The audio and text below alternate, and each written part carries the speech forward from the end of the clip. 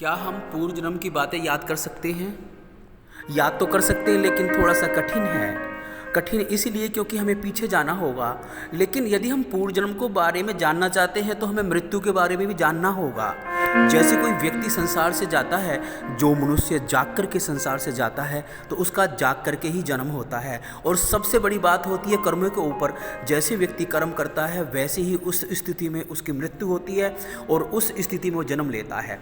समझने के लिए ऐसे समझिए कि जैसे कोई व्यक्ति है, वो जो है ध्यान करके संसार से जा रहा है, जाग करके जा रहा है, तो उसका जन्म भी जाग करके होगा, होश अवस्था में होगा। फिर वो क्यों गरीब घर में जन्म लेगा? वो बड़े घर में किसी बिजनेसमैन के घर में जन्म लेगा। एक व्यक्ति जिसने बहुत गंदे काम करे हैं तो उसका जन्म बेहोश अवस्था में होगा। भगवान ने उसे डोगी बनाना है या और दूसरा जानवर बनाना है तो उसके लिए उसे बेहोश कर देगा।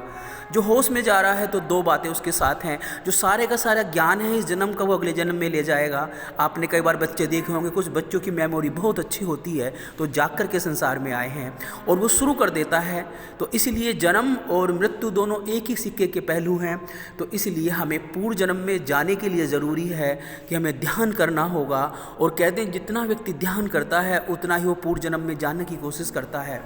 ध्यान में आपने देखा, आप ध्यान में बैठते हैं तो क्या होता है, जैसे ही आप ध्यान में बैठते हैं तो आपके साथ बड़ी अद्भुत स्थिति पैदा होनी शुरू हो जाती है। शुरू में आपको कुछ भी नहीं ध्यान रहता है, लेकिन जैसे आंखें बंद करते हैं आपको आवाज़ आनी शुरू हो जाती है, आसपास की आवाज़ें, फिर थोड़ी और दूर की आवाज़ें, फिर और दूर की आवाज़ें।